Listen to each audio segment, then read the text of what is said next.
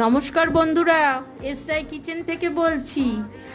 আপনারা তো অনেকে ময়দার লুচি খেয়েছেন, এবারে আমি চিড়ের লুচি করে দেখাবো। আমি 2 বাটি চিড়ে নেব, জল দিয়ে ধুয়ে নেব। এই চিড়েটাকে আমি মিক্সিতে না দিয়ে খুব সুন্দর করে হাতে করে চটকে নেব। চিড়েটা আমি মিহি করে মেখে নিয়েছি। সামান্য পরিমাণে লবণ দিতে হবে, চিনি দেব, কুচনো ধনেপাতা দিয়ে দেব, চিলি ফ্লেক্স, জোয়ানটা একটু হাতে করে দিয়ে দেবো, রিফাইন তেল দেব, ময়দা দেব, মেখে একটা ডো তৈরি করে নেব। রিফাইন তেল দিয়ে আমি ডোটাতে মাখিয়ে নেব। ডোটাতে ভালো করে মাখিয়ে নিয়ে এবার একটু 10 মিনিটের জন্য রেখে দেবো। এবার আমি একটা একটা করে লেচি করে নেব। এবার লেচিগুলোকে সব এক করে নেব।